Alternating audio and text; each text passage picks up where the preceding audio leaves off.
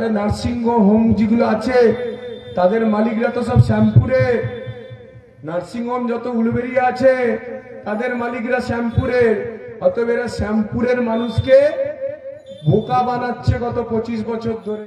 শ্যামপুরের অধিকাংশ নার্সিংহোমের মালিক উলুবেড়িয়া ব্যবসা করেন, আর সেই কারণে শ্যামপুরের স্বাস্থ্য ব্যবস্থার কোন উন্নতি হয়নি বলে শ্যামপুরের বিজেপি প্রার্থী হিরণ্ময় চট্টোপাধ্যায় প্রকাশ্য জনসভায় যে অভিযোগ করেছেন তার পাল্টা হিসেবে সাংবাদিক সম্মেলন করে উত্তর দিলেন শ্যামপুর 2 নম্বর পঞ্চায়েত সমিতির জনস্বাস্থ্য ও কারিগরি দপ্তরের কর্মাধ্যক্ষ দীপক দাস। তিনি সরাসরি জানান, হিরণ্ময় চট্টোপাধ্যায় শ্যামপুরের স্বাস্থ্য পরিকাঠামো সম্পর্কে কিছু না জেনেই মন্তব্য করছেন, ভুলভাল তথ্য দিচ্ছেন। উলুবেড়িয়া শরৎচন্দ্র চট্টোপাধ্যায় মেডিকেল কলেজ হাসপাতাল তৈরি হওয়ার পর অনুসারী স্বাস্থ্য পরিকাঠামো হিসেবে বেশ কিছু নার্সিংহোমের সংখ্যা বেড়েছে ঠিকই, শ্যামপুরের মাত্র 4 জন ব্যক্তি নার্সিংহোম পরিষেবার সঙ্গে যুক্ত। শ্যামপুরের ঝুমঝুমি হাসপাতালে সিজারিয়ান অপারেশন চালু হয়েছে তার আমলেই, সুতরাং চট্টোপাধ্যায়ের এই অভিযোগ কার্যত ভিত্তিহীন বলে মন্তব্য জনস্বাস্থ্য কর্মাধ্যক্ষের। অ্যাকচুয়ালি সাংবাদিক বন্ধুদের যারা অপমান করে, অ্যাকচুয়ালি তারা সমাজের কোনো কাজেতে তাদেরকে আমরা বলবো যে তাদেরকে রাখা উচিত নয়।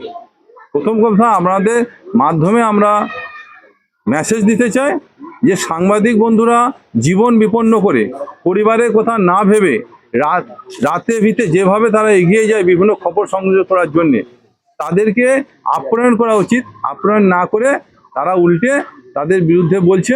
আমরা এর ধিক্কার জানাই এই বিষয়কে, এবং আগামী দিনে যাতে সাংবাদিক বন্ধুদের কেউ না অসম্মান করতে পারে, তার জন্য আমরা সাংবাদিক বন্ধুদের জন্য আমরা সরকারিভাবে যখন ক্ষমতায় আসবো তাদের জন্য প্রোটেকশনের ব্যবস্থা করার উদ্যোগ নেব।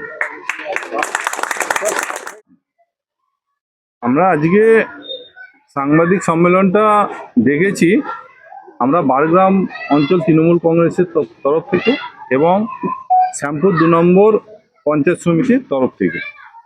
আমি শ্যামপুর 2 নম্বর পঞ্চায়েত সমিতির জনস্বাস্থ্যের কর্মাধ্যক্ষ দীপক দাস। কালকে আমার নির্বাচনী কেন্দ্রে আমাদের এইবারে বিজেপির প্রার্থী ডক্টর হিরণ চট্টোপাধ্যায় কালকে এক অভিযোগ তুলেছে যে শ্যামপুরে অনেক নার্সিংহোম মালিক উলুবেড়িয়া থাকার জন্যে এখানে শ্যামপুর কেন্দ্রে কোনো ভালো হসপিটাল বা মেডিকেল কলেজ হচ্ছে না বা হতে দিচ্ছে না।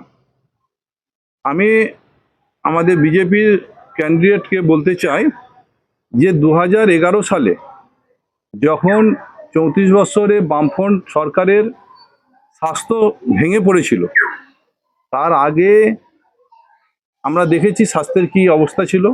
আমি 2003 সাল থেকে স্বাস্থ্যের সঙ্গে জড়িত উলুবেড়িয়াতে কাজ করি, যেখানে প্রতিনিয়ত 2011 সালের আগে প্রতিনিয়ত 10টা থেকে 15টা মা ডেলিভারির জন্যে এখান থেকে রেফার হয়ে যেত, এবং যেতে যেতে অনেক মায়ের ডেলিভারি গাড়ির মধ্যে হতো অথবা সেখানে গিয়েই ডেলিভারি হয়ে যেত। এরকম অনেক মা যেতে যেতে রাস্তায় মারা গেছে, বাচ্চা রাস্তায় মারা গেছে। 2011 সালে আমাদের মামাটি সরকারের মুখ্যমন্ত্রী আসার পর থেকে আমরা শ্যামপুর 1 এবং 2 নম্বর ব্লক যেভাবে স্বাস্থ্যকে উন্নত করেছি তার প্রকৃষ্ট উদাহরণ হচ্ছে আমাদের ঝুমঝুমি হসপিটাল।